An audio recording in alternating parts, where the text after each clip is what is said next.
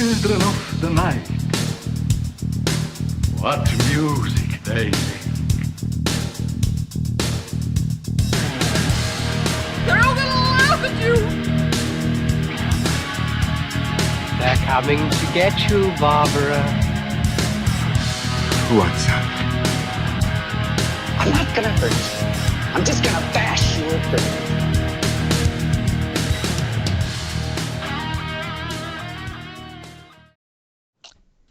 This episode of Final Guys was filmed before a live studio audience. For once, first time since Dr. Sleep, we're getting off our butts and went to an actual movie theater. Has it been that long? I checked. Yes, I fact-checked before I said it. So Wow. It's been since November. And we went to the theater because Osgood Perkins was calling, and we saw Gretel and Hansel. And it was delicious like a cookie. I smelled cakes. Very nice. So, I'm as always joined by Jackie Campisi. Boy, the way Glenn Miller played. And shut up, you, Jason Brant. Hi. How are you? You meathead. What? And we're going to talk about fairy tales and Anthony Perkins, slow burns, and watching movies with hangovers. This is Fairy gonna be a fun tales show. and Mondays always on my mind. Oh, boy. There was a lot on my mind. Sominex was on my mind. Well, before we jump in, every week we have our drinking rules. I have a lot of empty beer cans here, but nothing full because my liver has thrown up the white flag for this week. Thanks to Super Bowl 50. But who's got the drinking rules this time? I can do them. Oh, thanks for sharing it as always. Jack, your words are Suspiria, Cage, and Ending. Hunter, yours are Horse, Snort, and Jesus. Jesus Christ. Mine are Young, Art House, and Mushroom. And the bonus words are Gretel, Super Bowl, and Witch. Oh, well, we've hit a few already.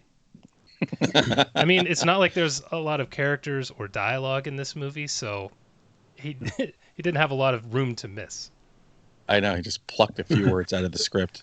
A-frame could have been a word in this. Woods. So before we start, Jack, hit us with some news. I'm going to hit you with some news. First of all, there's going to be a Little Shop of Horrors remake. And being touted, being courted right now, they're circling Taron Egerton as the lead for it. Which what's the guy's name? In that was Seymour. Seymour. Maybe Seymour. Seymour. Word on the street is that Scarlett Johansson has already been offered the role of Audrey. Oh. Which helps. And this may be the best of all. Billy Porter is being eyed to voice Audrey too. But this guy he's everywhere now. He's hilarious. He's got a great voice. He's in Parks and Rec. He's awesome. Check him out in Like a Boss. Well, I guess he is the best part of that. You really saw that, huh? I did. I had the Alamo Pass. It didn't cost me anything. That's true. This is Selma. And then Selma, exactly. It was gorgeous. Ask me how excited I am for a musical. How excited are you? Very. Can't wait. I haven't seen the Rick Moranis one since I was probably in, I don't know, third grade. I think that came out in probably 87, I think. It's been a while. I think I saw it once and did not care. I've never been a big Little Shop of Horrors person, so. You ever see the Jack Nicholson, Roger Corman one? Nope. I think I did a long time ago. I don't know if I saw the whole thing or just parts of it on like Channel 5 on an afternoon or something. That's worth a watch. Yeah. How much singing is in it? If I remember, no singing. Oh, really? I think it was, it's just a movie. Oh. If I remember correctly, it's been a long time. Oh, well, maybe I'll give that a view. No Tisha Campbell. All right. I mean, come on. Look, I would like to see that and Day of the Triffids redone. This does plant horror. This doesn't say anywhere that this is a musical, so I don't know. I would think it would be because of the Broadway musical. So. Right. If you got Billy Porter doing it. Have we actually seen Scarlett Johansson sing? I used to look at her in the shower, but she never sang it. She's got a great set of lungs. Yeah, I was gonna say, do people even notice her speaking usually? She's awesome in Jojo Rabbit. Oh my, that's the best movie of 2020 as far as I'm have to concerned. see that. Damn it. Okay, so the CW a while back, I guess, did a pilot of a Lost Boys series, and then it was killed, and now it has been resurrected. They're going to do, I guess they did one, and it didn't like a pilot's supposed to. I guess they looked at it and went, nah, that's not right. Right. So they've ordered another pilot for Lost Boys. And in the, I don't know where this is in the iteration. I think there was an older rumor that this new version might be Frog Brothers centric, except it would be Frog Sisters. Of course. Jesus Christ. Of course. But that might be like something that is no longer on the table, but it's in this rumor mill. So the Frogettes. Now with more noodles. It's just noodles, man. I guess they have the board. Remember when South Park had the thing about how Family Guy makes up an episode with the manatees like pushing balls? They must just have a thing that like anytime we're going to reboot something, it's like the Battlestar Galactica. Well, let's take each main character and what can we do? Change their race, change their gender. Mm-hmm. You know what? But on the bulletin board is this big word, woke. Yeah. What will Twitter say? That's what all of these are asking. Yeah. Whatever. I have no desire for even anything to do with the Lost Boys. That's it should have stayed Lost. It's fine. We had one good movie. Great movie. Yeah. And I mean, look, how are they going to replace the Sax Man? If he's not in it, then why should I care? They don't have to replace him. He's still there and still looks the same. It'll be a tuba woman. Yeah. Oh, God. If he's not in it, show's not worth anything. That's true. Guys, but dude, Jack, come on. That guy was still ripped, right, Jack? Oh, he buff. And oily. Where'd you see him at? Yeah. Chiller. Oh. Of course. I can't think of the name of the horror convention. It just started up in PA, I think by Gettysburg this year, and he was there. And I was going to go, and at the last second, I decided against it. And then I saw video of him playing his sax the whole way around the convention, 2 people. And I was like, God damn it. Oh, that would have been a priceless moment. I'd had to leave the wife at home, but, otherwise it would have been fun. His wild. So there's another show in Gettysburg? I'm glad, because they used to do Horrifying down there, which was my favorite show. I don't know if this is supposed to replace that or what. I can't even think of the name of it. If someone in the chat can remember, I'd appreciate it. But I think this was its first year, so I was like, Now I wish I'd gone. Yeah. Damn it. See? I know. You sat on your laurels. Jack, please finish us with good news. It's always a trio. This is a weird one. Oh, Yay. This is not going to be any good. Sylvester Stallone has come up with a story for an upcoming graphic novel called The Expendables Go to Hell. All right. Okay. The story comes directly from Sylvester Stallone himself, who teamed with Chuck Dixon and artist Graham Nolan, among others, to bring a hellish and insane vision to life. The storyline is that it sees the team killed in combat shortly after they awaken in hell. And then there's 3 different stories. The Bridge. Barney Ross is stunned to find the soul of his still living friend Tool trapped in hell. Then Christmas in Hell. Lee Christmas is lured away from the team just when they need him most. And then Barbarian's Holiday. Gunnar Jensen makes the most of a bad situation. And now This is the kicker. Love these lines. They're irresistible. It's a graphic novel, man. The graphic novel, which is currently more than 500% funded, with over $50,000 raised at the time of writing this article, expected to begin shipping out in May 2020. So it looks like they did one of these GoFundMes. Indiegogo?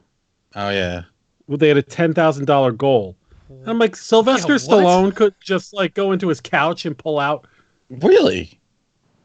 That's ridiculous. Couldn't spare. Well, you know what? He's got a lot of HGH and shit. That doesn't come cheap. I'd love to hear the story behind that. Why? Like, what the hell? That's really weird. That's probably why he keeps his money, because he doesn't put his own money into things. Probably. Crazy. That's how you don't lose your Hollywood money. Yeah, you don't actually invest in your own projects. But 10 grand? I mean, that's nothing. That's like his bar tab. Holy cow. That's really shocking to me. $10,000. Like, what the hell? I need people to fund this, man. So I expect one of you to buy it and review it for the show. That's so weird. All right. It's not going to happen. That's all the news that's fit to print. All right. You know what? You saved the, I don't know, most apathetic for last. Thanks, Jack. I saw the first two Expendables, and I don't think I've seen anything, so I don't even know what they're up to. I haven't seen the third saw one. One of them. Is there? There's 3? Yeah. The third one was PG-13, wasn't it? That's why I never watched it. No. We were supposed to do an all-female one, but I don't think that ever happened. I think Ronda, Jesus Christ. Ronda Rousey got knocked out, and it just squashed the whole thing. As far as I know. Well, doesn't matter. Mama said knock you out. Life is too precious. I have too many shitty horror movies to watch. Yes. To go out to genre. Looking for garbage. All right. That's it. Enough. I'm pulling the plug. Let's go to step.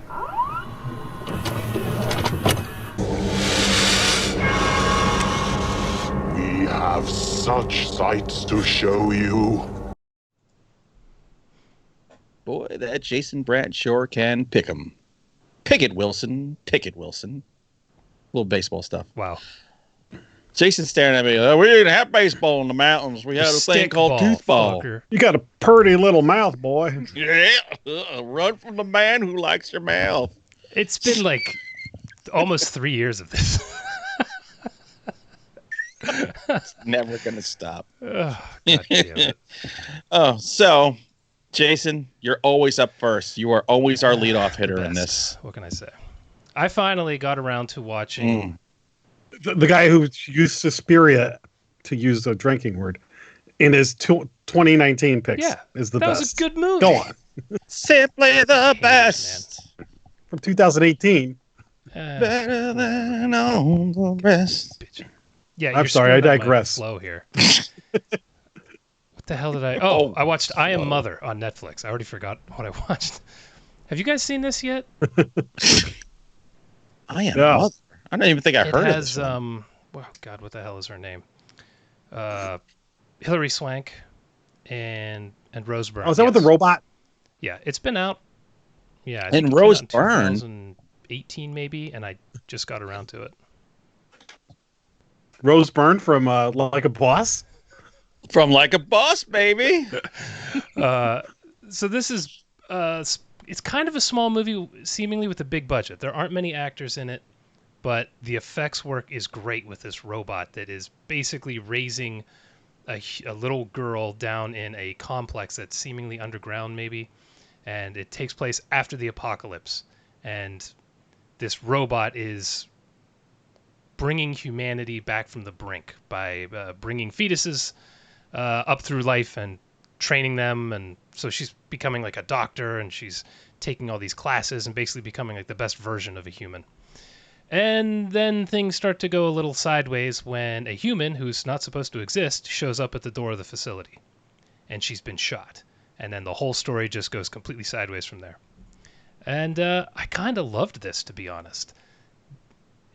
Loved? This is... It may be a big word for this, but I thoroughly enjoyed it at a minimum. And it's primarily because they freaking stuck the landing on the ending, and you know how much I bitch about endings.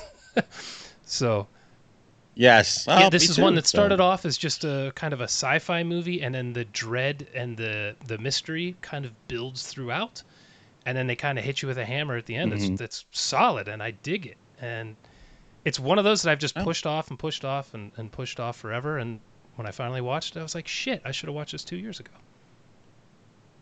It has a robot, so for that, and the robot is intrigued. a man in the suit. So the interactions between her and the guy in the suit, I think they just augmented it with CG, if I recall correctly. So it's not weird, green screen interactions that we see in all these freaking movies anymore. It's familiar and it looks right. So, and Hilary Swank is amazing. I feel like we don't see her in much anymore, and I don't know why, because she's such a great actress. And because The Office ruined her. Because anytime a casting director thinks her, they just hear Kevin going, "But is she hot?" Remember that whole episode when they were trying to decide if Hilary Swank is hot or not? But it sounds good. Oh, God. So, anyway, I am Mother. Hey, in robot news, if you love Robbie the Robot, Walmarts are selling a 4-foot-tall Robbie the Robot for under $20. So run out and get one. Or you could get a baby Yoda for like $1,000. F Yoda. All right, Jack, what'd you watch? I'm putting I Am Mother on my list right now. I actually saw the trailer for I Am Mother, and I kind of moved on from it. It didn't grip me, so I'll have to go back and check it out.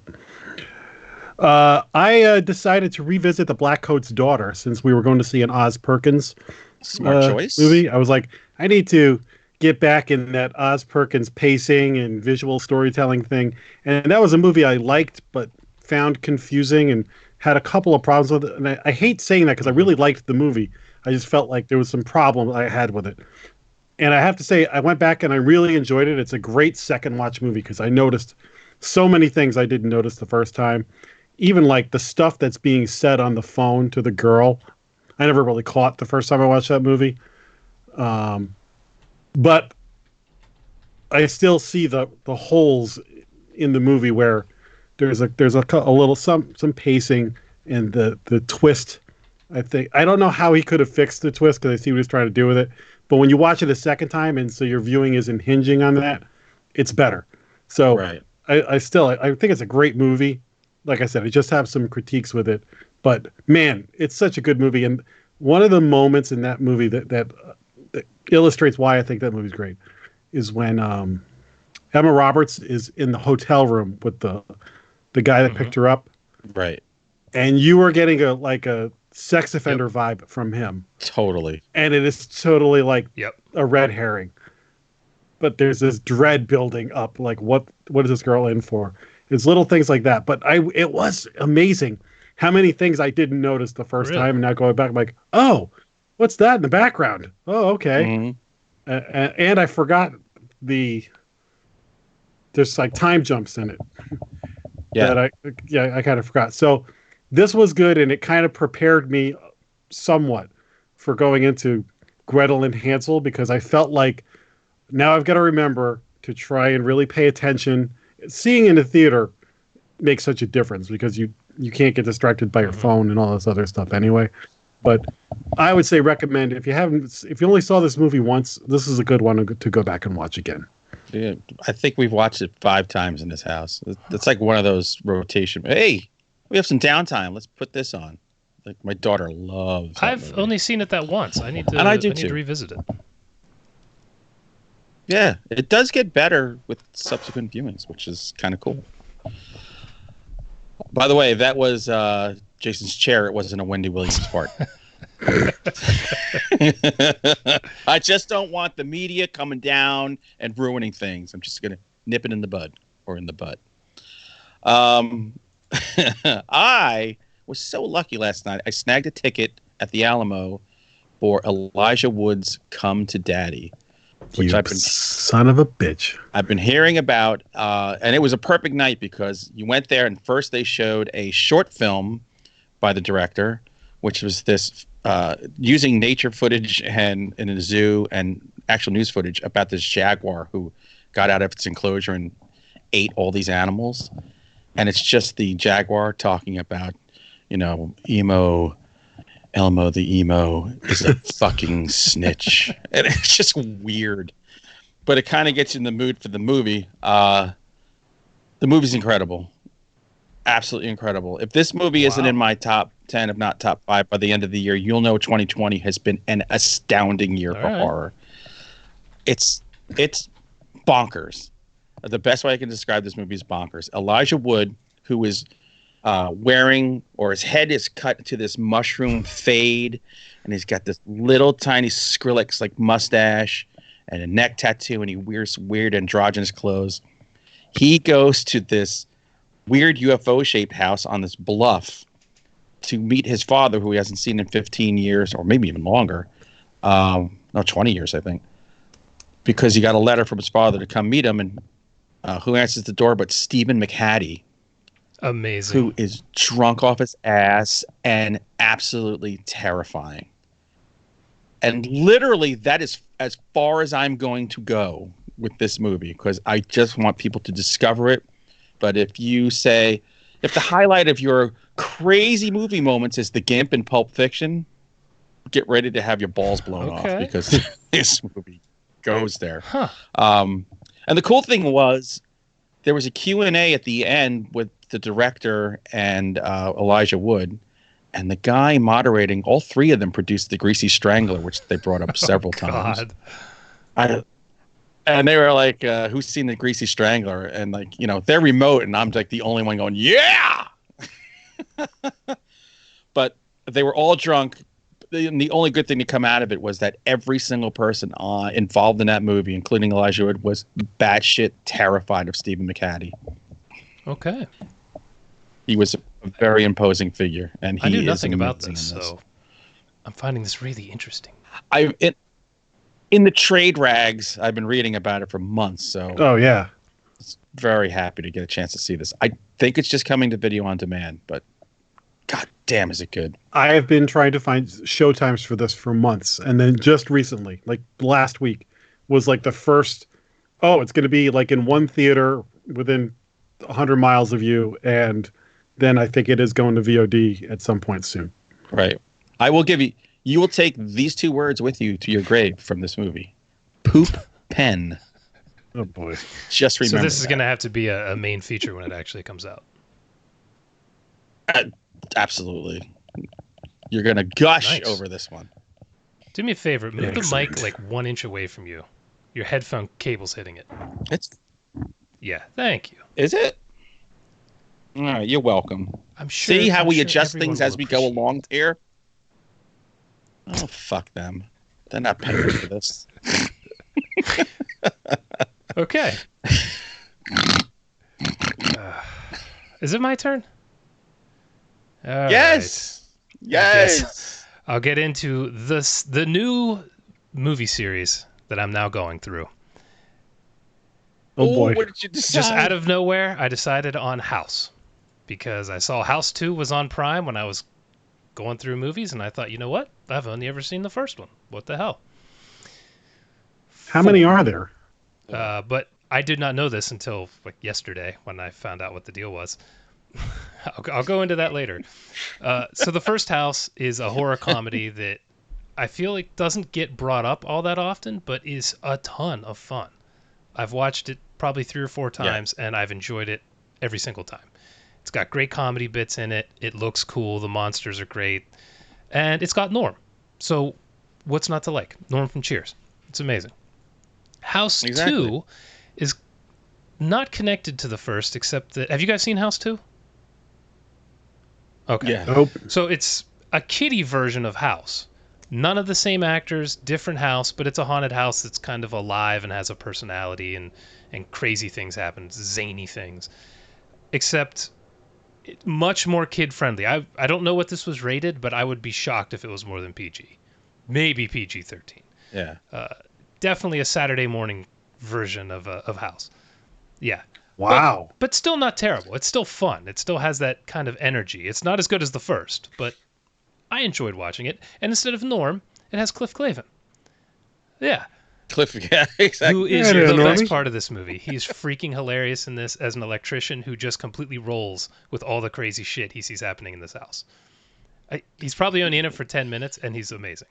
So going from House to this, it's not the best experience if you're looking for horror, but it was still fun, and it's free on Prime. So I dug it. I think it's worth a watch. Yeah, I can't wait to hear what you say about 3 and 4. I have 3 coming up tonight. I didn't get to 4 yet. Oh, Jesus Christ. I saw that- House once when it first came out, probably in the theater, and I've not seen it since then.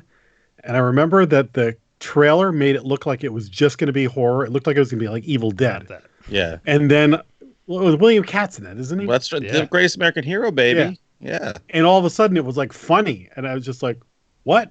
This is a comedy? Like, Much more Yeah. comedy than horror, too. It's a good movie. Yeah, solid movie, though. All right, Jack, what about you? well, after a couple of weeks of diving into art house movies for the sake of trying to get 2019 movies under my belt, I needed a palate cleanser and go back to some meat and potatoes horror. So I watched Maniac from 1980. Oh, that movie makes me feel gross. First of all, I haven't seen this movie in 20 years or something. This was one of those movies, Hunter, you've heard this before. When I got into horror, like Dawn of the Dead and Maniac was kind of like your progression of, and I need to watch that Tom Savini documentary because basically Yes, you do. anything Tom Savini did was like your badge of honor for being like, I'm not just a horror fan, I'm a real horror fan. I see Yeah. this. And so we rented Maniac a bunch of times back in the day, in the 80s. And I haven't really seen it since then. But I forget who said it. It might be a Scorsese or somebody once said, you don't remember the plots of good movies, you just remember scenes from good movies. Mm-hmm. And that's for me, Maniac. There was just several scenes that I'm like, oh, I'll never forget that. So this was fun to go back and watch the whole thing. And there were parts that I remembered vividly, other parts that I totally forgot about, and some stuff that I was like, oh, that's the way that happened. I forgot. So it was a lot of fun. The first half of this movie is front loaded with all the real good gore. It is the greatest shotgun amazing. blast ever. Mm-hmm. And Hunter, you're right. It's a sleazy movie. It's Ugh. one of the first horror movies that focused on the killer rather than the victims. Yeah. And it has Carolyn Monroe. That's what I was going to get to. I forgot Carolyn Monroe was in this. I'm like, oh, man, it's probably because when I saw it, I wasn't really aware of who she was. I probably didn't even equate her to being like in the Dracula movie and stuff like that. But now I'm like, oh, look who's in this movie. And the most unrealistic part of this movie is her relationship with the killer, because in real life, that guy would not get the time of day from her. Good God, no. you want to scream at the screen when it's like, why are you interested in him? So I'm interested to go back and watch the Elijah Wood remake because I liked it. I watched it once, but now that this is fresh in my head, I want to see. I know there was parts that were directly, nods to the original, but now I want to watch it again and see just how much. But if anybody out there hasn't seen this one, this is a must-see horror movie at least once, because this is like the bread and butter for like 80s hardcore gore. You know, when I was getting the link for this, Ugh. I was thinking about the shotgun scene, and then I was trying to remember anything else. And now I'm wondering if I've seen the whole movie. Or if I have, it's been Mannequins, so baby. long, There I are can't remember it. There's scalping yeah, in this movie that, Maybe I need to revisit this. I feel like I didn't see it all. oh, you should definitely check it out. Yeah, he's got the grossest apartment ever. Get the grossest apartment. He's a creepy mofo. It's funny because he used to come to like the clubs all around New York in the 80s. And I remember some girl was going, oh, it's that icky creep from Maniac. And I turned around and there's Joe Spinell. I was like, ugh. Even worse in real life. Oh, Joe Spinell. That's awesome. Yeah, I think it's on God Shudder rest his and soul. it's on Shudder and Prime, I think. It's everywhere. There's a Maniac in your I'm pocket. going to add that to my list right now. I'll tell you what though, coming off of frickin' Climax and Lowe's, whatever the hell it's called, Jack climaxed and then I was just like, I need some comfort food, sleazy slasher, heads blowing up. Comfort food. Well, Need a good scalping. I'm just thinking that's your comfort food. It's like a mac and cheese. Well, I watched some cannibal comfort food. Thanks to Cannibal Holocaust, I guess there was a mini wave of cannibal movies. This is an Italian cannibal movie called Cannibal Ferox or Cannibal Fero, but I swear the woman said I've never Ferox in the seen this. thing. This is an Italian movie that's shot in New York City and the actual Amazon. And it centers around a dumbass anthropologist who wants to prove that there's no such thing as cannibals, that they're just, it's a legend. So her and her brother and some whore girl go out, live the three of them to search for this tribe that is supposed to be cannibals, but they're going to prove that they're not. And they run into a couple of guys who have they double cross some drug dealers, hence the New York connection. So this movie goes between vicious stuff in the Amazon and a police procedural in Manhattan. You're like, what Italian is going filmmaking, the on best. here? What year is this movie? Well, look, if you see it on Shudder, it says 2015. I used It's to like see this in the store all the 1981. time, but I never rented it. It's a great movie if you want to see old New York City, like gritty. The World Trade, the World Trade Center's there, Times Square. Watch Maniac and that. Yeah, it's really, that part is cool. If you scream about violence, actual violence to animals, this is not for you. They did the Cannibal Just Holocaust. like Cannibal Great. Holocaust. Turtles and feeding weird animal like anteaters They even to did the snakes turtle and shit. again. Yes, they even did the turtle. Remember when we watched Cannibal Holocaust and that happened? And the two of us just looking at each other like, oh my God. Yeah. Yeah, this one you got to see them the do first it. one in Cannibal Holocaust, remember, is they kill a tarantula. And I like turn to you and go, I think they really kill that spider. Yeah, well, they were really killing these things. There's a lot of things with happening to dudes' cocks in this. So if that makes you squeamish, don't watch it. Oh. It's really bad, but compelling all the same. Like I watched it over 6 times. Like I didn't watch it 6 times, but it took like 6 different viewings to get through the whole thing. And I kept wanting to quit, but I'm like, I'd walk away and go, no, I need 10 more minutes. And So Gretel and Hansel is a cannibal movie as well. yes, there's a tie-in. Is it This Gretel and Is it Hansel might be boring? better made. because 9 out of 10 of these Italian movies I watch are just boring. Whenever it starts to get boring, something is eaten or a top comes off. There's always something. So it doesn't have that long, like 35-minute slog where you're like, oh, what is anyone talking about here? Well, at least you're seeing boobs, I guess. It's so funny. Yeah. There's a couple of Dario Argento movies that every once in a while I'm like, I've never seen this one. I gotta watch it. And then I'm like, about to hit play, and I'm like, there's no way I'm gonna make it through this right now. I have to be wide awake. I'm not in the. You got to be in such a mindset to watch these old Italian horror I movies. love myself. I won't do this. So there you go. Cannibal for Rocks. If you want to check it out at your own Speaking risk. of movies you don't want to watch, I went and found House 3 that I never knew existed. This was called The Horror Show when it was released in the United States, not House 3. I don't, for reasons. Why not? And that's why I always saw House 4 in the store, but not House 3. So there you go. They did like a weird demons thing where it's just everything's out of order and screwed up.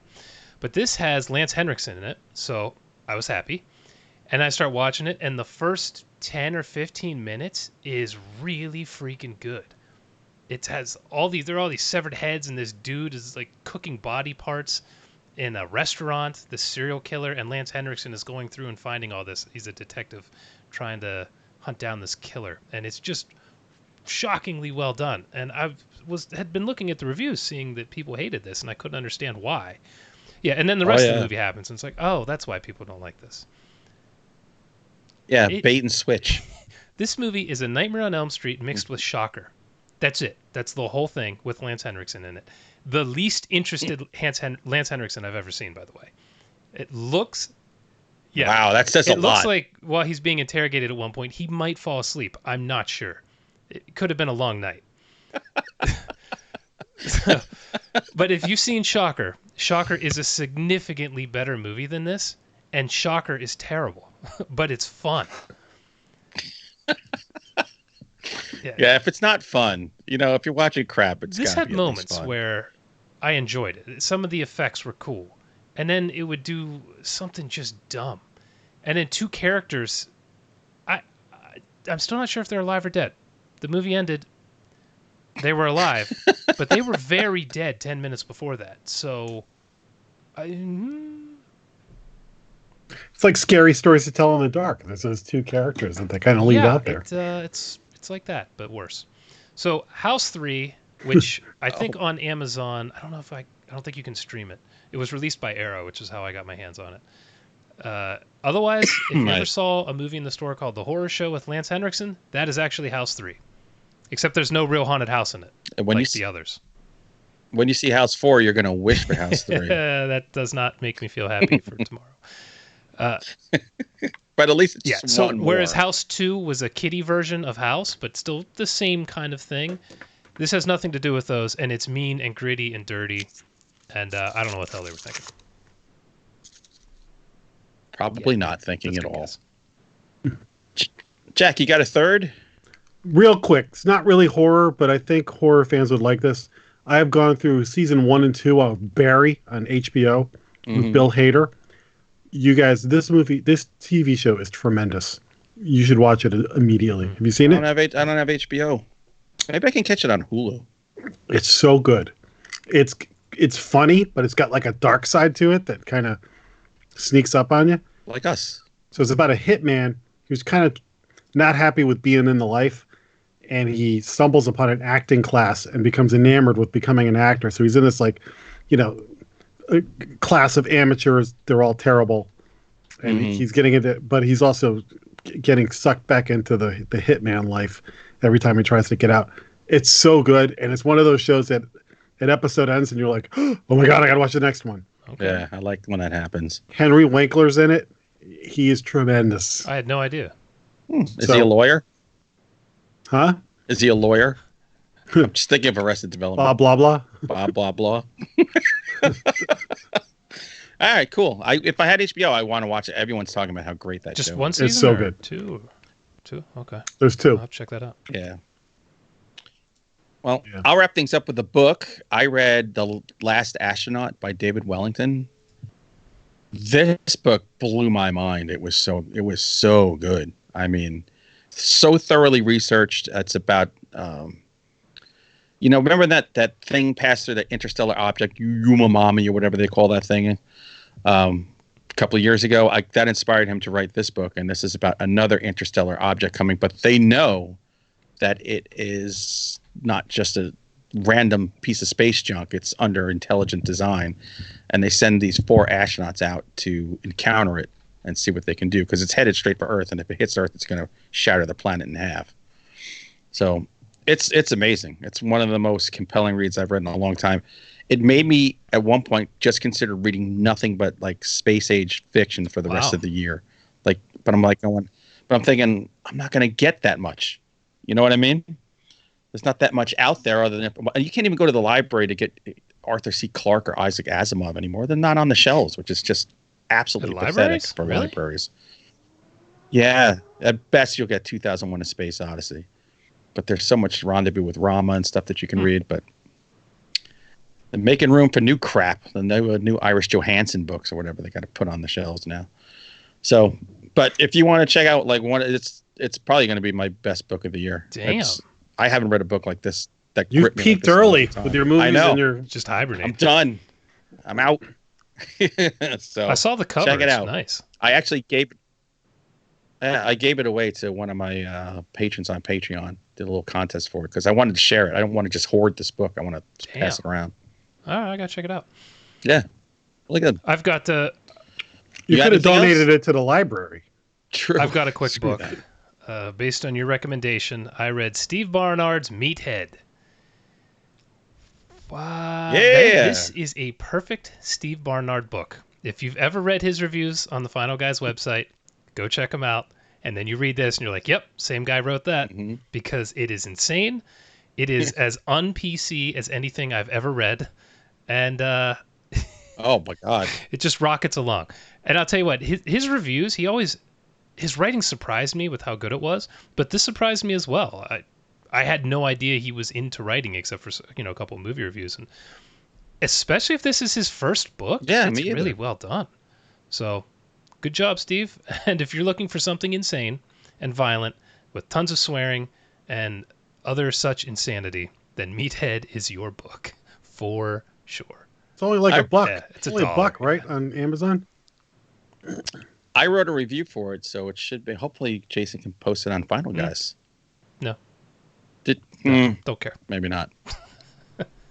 Hey, I like the fact that Steve said, you know what? I'm going to use that word pussy as much as possible. He front-loaded it in the book, too. That or my mind just stopped noticing it after the 50th or 60th time. Yeah, he's like, I don't give a shit. We're going for Yeah, it. But I like care, that. So good for him. It's just nothing to lose writing. So, yeah, that was awesome. All right. It is time to get into tonight's main feature. I don't know why he had to flip the names around, but whatever. It's Gretel and... You like scary movies? Uh-huh. What's your favorite scary movie? I don't know. You have to have a favorite. What comes to mind? The name flipping is screwing me up, too. Horribly. Oh. And the fact that it's a buddy cop movie. Didn't see that coming either. It's not great. So yes, this is a take on the fairy tale. Is it really a fairy tale? Yeah, it's a grim fairy tale. Yeah, there we go. By Oz Perkins, who we all know from Blackcoat's Daughter and The Pretty Thing Who Lives in the House, son of Anthony Perkins, which if you don't know who he is, fix that shit right now. He plays young Norman Bates in Psycho 4. Does he? I heard that on the Mick Garris podcast. Do you think he prefers to be called Oz or Osgood? I call him Ozzy. Ozzy. What's up, Ozzy? I. So, for those who don't know the story, Jack, do you want to give them a little explanation of what Hansel and Gretel and Hansel Once upon a time, there were a brother and sister named Hansel and Gretel who were forced to go out into the woods. And they made a trail of breadcrumbs so they wouldn't get lost. But wait, that part's not in the movie. No, it isn't. They stumble upon a house made of gingerbread and candy, and that a witch was. All right, this house was an A-frame. It wasn't made of candy, but they run into a witch's house. The witch likes to eat kids, and some stuff happens in the house. And she has black fingers. She's black fingers, and the Borg Queen is the witch. Is that who she is? Yeah, it's Alice Kriege. Oh. Of what's her name? The cat movie. What the hell is that called? She was also Sleepwalkers. Oh, Sleepwalker. Yeah. She was the head of the church in Silent Hill as well. So she's had some really good horror roles. Her Borg Queen is like and she was also the ghost in Ghost Story. Really? Wow. We've learned something new tonight. Fred Astaire. Yeah. So, Jason, did you see this I saw yesterday it Sunday or before the Super Bowl? The day before? I managed to sneak it in. So, while you were sneaking, what were you thinking? So, I loved The Blackcoat's Daughter. That was in my top 10 list that year. I did not like I'm the Pretty Thing in the House. Is that what it's called? I can never remember the name. Yes. I did not care for that. This is between the two. The glacial pace was really killing me in the theater. I mean, The Blackcoat's Daughter is slow, but I don't mind slow burns. This was glacial is the only word I can think of for it. It was beautiful looking. The acting was fine. Everything about it except, man, it just didn't give me a whole hell of a lot. And that pacing went until about 2 minutes left in the movie, and then the climax is 10 seconds, and then I'm like, what? That's it? The whole build-up was for this? Like, so... Right? If you fart, it's insane. It's like an hour and 26 minutes of build-up, 30 seconds of an ending, and then the movie's over. So, it's like I liked quite a bit about it, but I don't know that this is one I'm going to be telling people to run out and view. What about you, Jack? Kind of similar. The movie ended. Big sighs before they went to their reviews, by the way. First of all, I said the trailer looked awesome, but I was bringing my expectation down because I've been burned before. So many things that were great in that trailer happened in the first 5 minutes of this movie. And like that little story that they tell to set the stage. And I'm like, are you kidding me? The movie ends, and I turn to my friend, and I'm just like, huh. And I'm like, I think the word I'm looking for is underwhelmed. That's fair. It wasn't a bad movie, but it wasn't a good movie. It looked great. I was never scared. There was no tension for me. Then exactly what you guys said. The movie is plodding along. There's a couple of like really out of place scenes. It's kind of like it's the witch for a while, then suddenly it's Mandy for a few minutes with lights in the forest and stuff, and then it's back to the witch. Then all of a sudden, the climax happens, and I literally go like, "Oh wait, is this the climax in the movie? Is this over? Is this gonna?" After all that,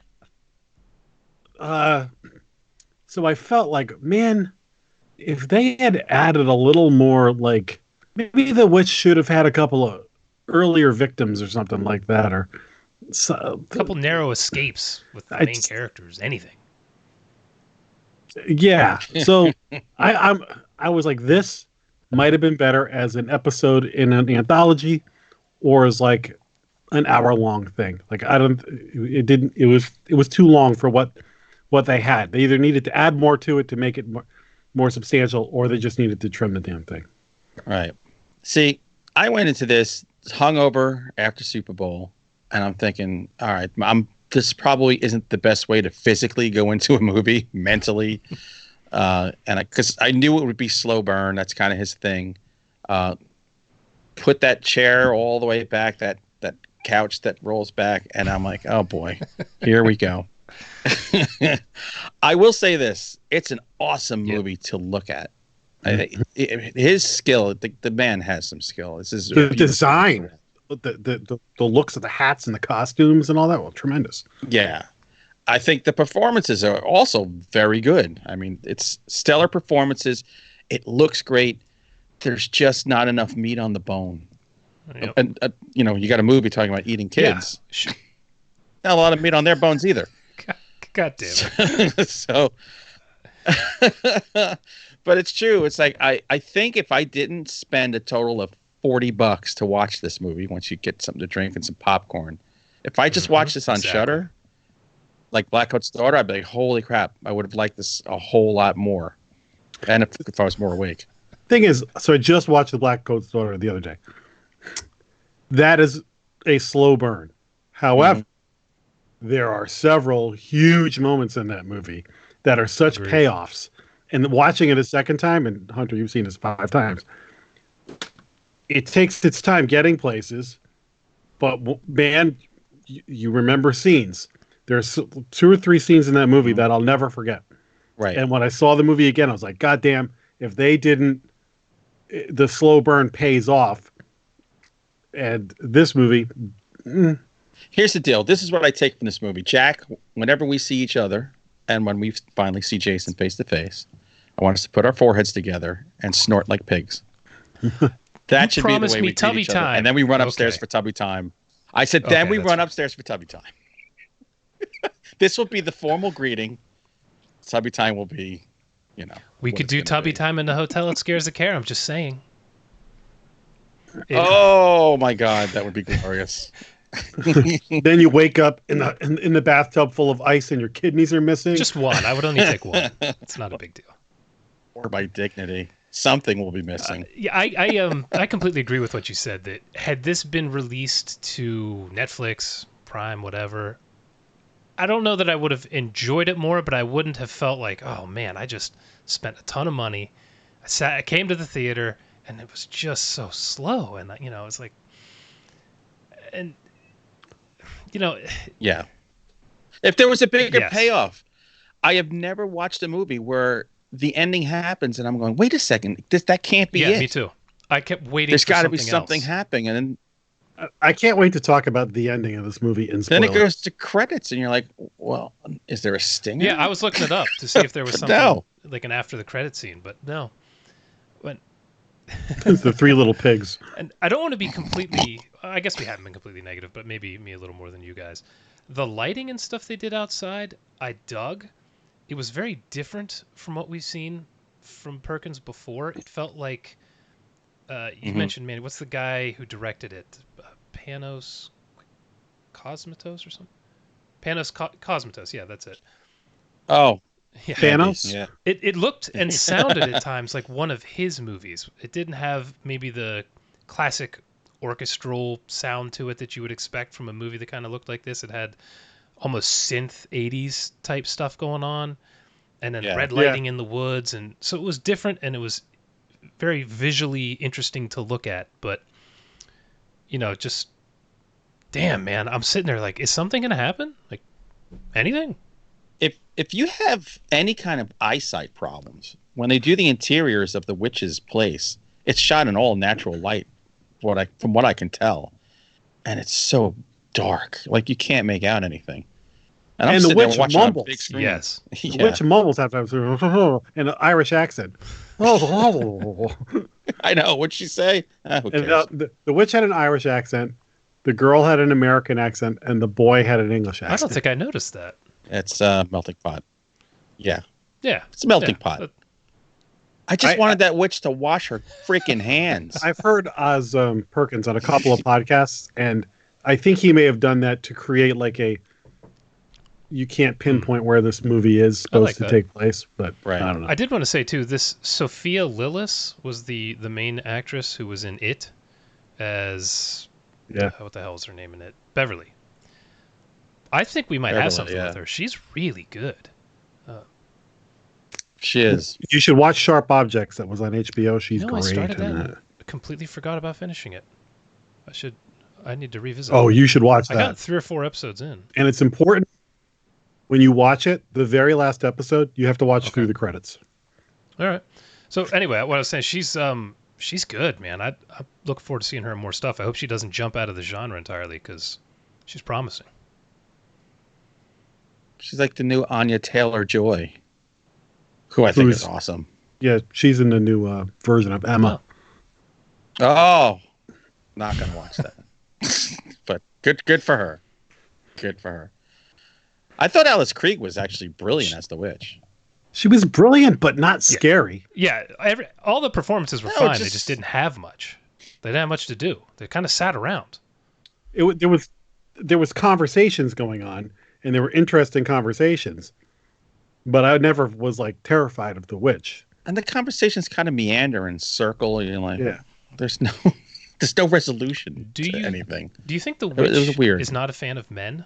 Did you get any hints of that? Kind of. And by the way, weren't you waiting for that dude who helped them out to come back at one point? Yeah, why was he in the movie?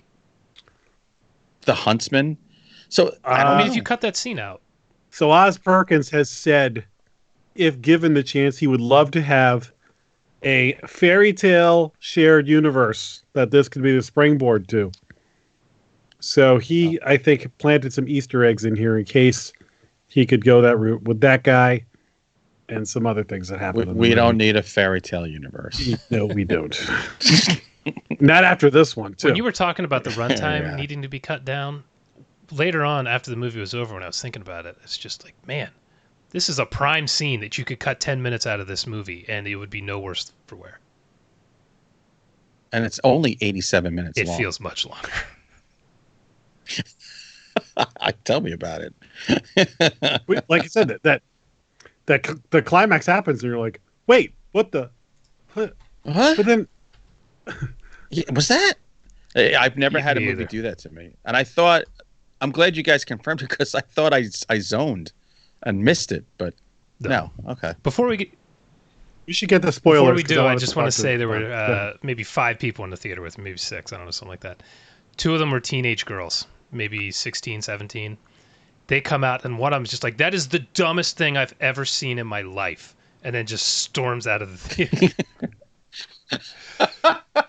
Yeah, it's weird that got a release, too, which is because that is not a movie for the general public. I wish I had seen The Blackcoat's Daughter in the theater, and I would have rather have seen this on TV. Yeah. I don't think I would have liked this any better on TV, but The Blackcoat's Daughter I would have appreciated more in the theater. Yeah, I agree with that. So you want to whip out that bell, Jack? Well, you mean this bell? Spoiler bell has rung. I gotta ask you a question. Now that we're in the spoiler zone, you don't want to be spoiled. Get out now.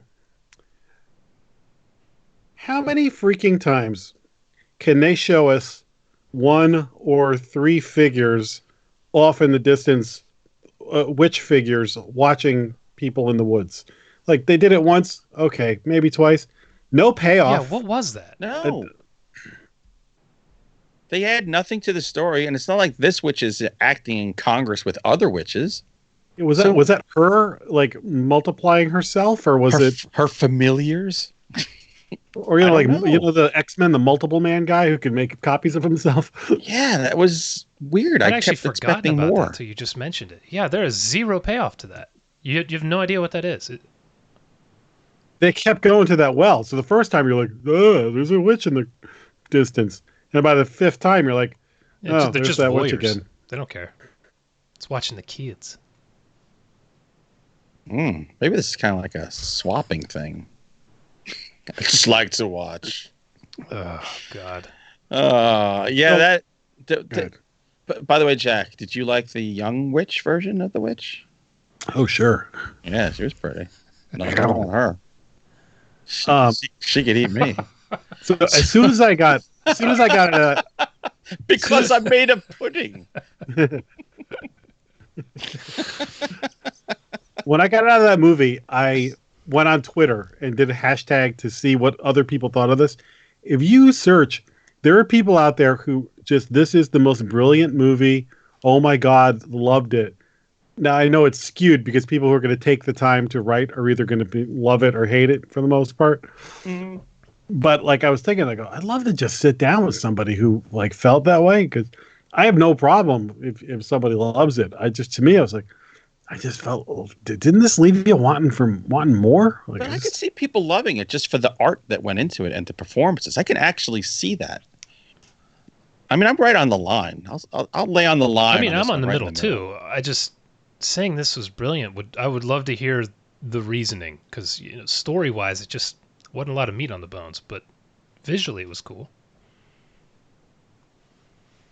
I need to see what Bloody Disgusting said.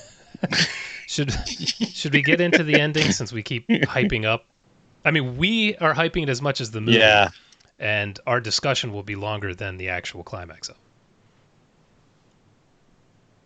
Yeah, let's. So the little kid, Hansel, disappears. His sister is not all that. No, he's concerned. gone for like days. It's not that worried. Yeah. Worried for a little bit, but that was it. And she finds him like all, weirded out in the weird hidden room. That's where I was like, oh, This is kind of cool. Mm-hmm.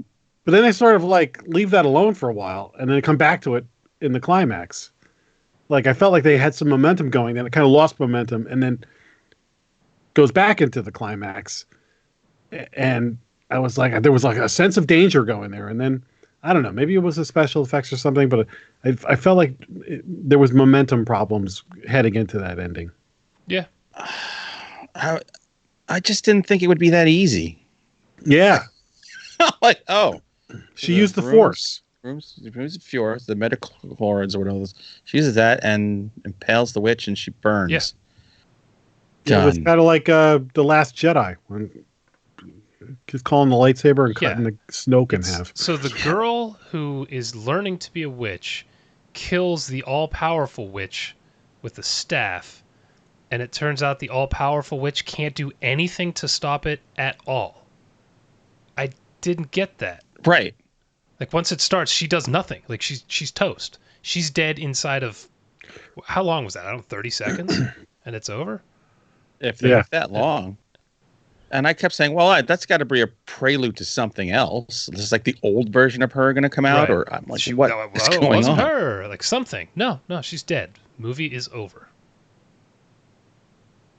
And she had Hansel for quite a while. Why didn't she just cook him earlier? Like, did she want to feed him to that's Gretel? What she was going to do. But why not do it earlier? Yeah, I don't get it.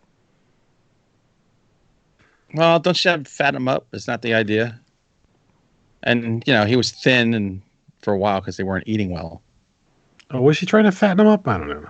I think in the story. Yeah, in the story. In this, I never got that. Like this, I mean, I guess he's assuming you should know what's going on. By the way, Bloody Disgusting. This film is mesmerizing style over substance, but one that transports you if you're open to its high concept spell. Did you notice there was a couple of Easter eggs or nods to the Wizard of Oz and the Blair Witch Project? The Blair Witch standing at she the wall. calls- I saw that. Standing against the wall. Yeah, and calls her my pretty. Calls her my pretty, and then at the end she goes, "Oh, what a world!" Oh, I missed that. There's a couple of turns of phrase that, like, another one bites the dust, she says.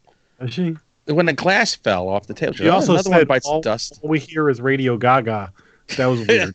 Yeah, cuckoo. But yeah, there was like a few phrases that took you out of it.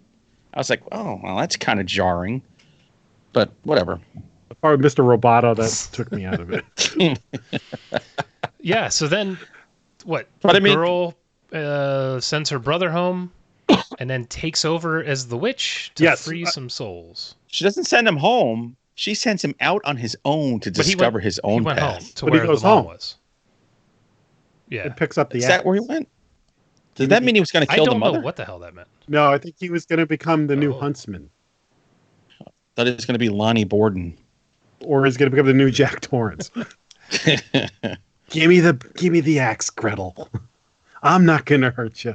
I did like. There's that scene when, at the very end, when this kids are walking past her, and she seems kind of like going, "Oh, maybe I didn't do the right thing, and it's too late now."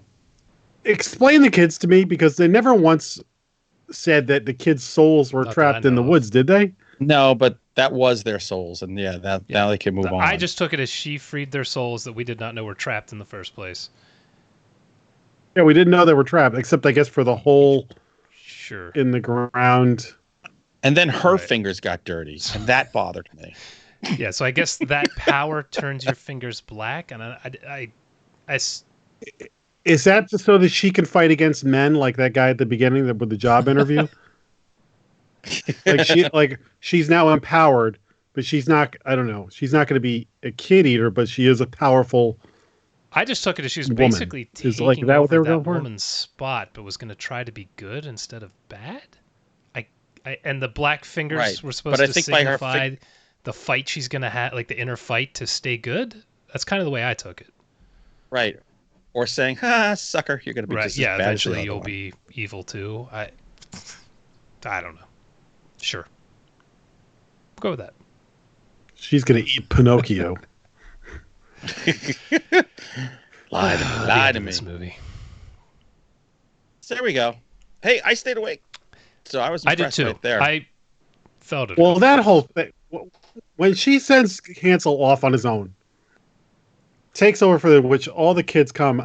I'm going, this is the end of the movie? They're separating? Yeah. So long, kid. Like, the- I took care of you. You seem about 8. You should be we fine on walked your for own. days to get here. I got to tell you, I was so dehydrated before going into this movie that I drank at least 80 ounces of seltzer water and did not have the urge to pee once. Riveting. My body was like, give me more. The stories you get on Final Cast. Yeah, that's right. Anyone could give a horror review. We're giving you the deep down and dirty behind the scenes stuff. So, have we decided we're going to watch Rabid for next week? works for me. Ooh, you silly Rabid. Now, we're talking Rabid, the remake, not the one with Marilyn Chambers. Chambers. This is the one with who's the hot young thing? Laura Vandervoort. something like that? Laura Vandervoort. From Vandervoort, Smallville, Fort. I think. Right? Oh, Yeah, she was Supergirl. Smallville. What a show. good, my. Because there's nothing else. The new movies are all like, we can't get Yeah, to we're them in this yet. weird spot where they're all No. limited Hey. release. Like, what the hell? I know. So this is a relatively new release we can talk about. Did you guys see the coming attraction for A Quiet Place I 2 in the did. theater for this? Got me kind of hyped. It Yeah, looked Me good. too. Yeah, it looks really good. So I'm psyched for that. The There's a couple of, Lodge. The Lodge. Is it The Lodge? No, Antlers. oh, Antlers. I want to see Antlers. Antlers. I don't wanna see The what's Lodge. Antlers? Carrie Russell's in it. Looks good. I've heard of it, but Don't see the coming attraction. You're just going to get mad. there was one. I can't think. Maybe it was that. I can't remember. There was a movie that the trailer played. And I was like, God damn it! I just saw the whole movie again. Now I can't think what it was. Maybe it was antlers. When you close your eyes, just go Yeah, la you know la what? la I'm not la gonna la look la it up la. because I've forgotten the name of it, so I'll still be surprised. Right. Don't worry. We'll tell you what to watch when it's time. Pretty much what you do anyway. That's right. All right, another successful one in the books. That's right, everybody. We jumped on this landmine for you, so you don't have to. Wait till it comes on video. Sucks to say it. All right, everybody. Until next week, where we review Rabid live here on the old YouTubers, Tuesdays at 8 p.m. Eastern Time. We say goodbye. Bye. See ya.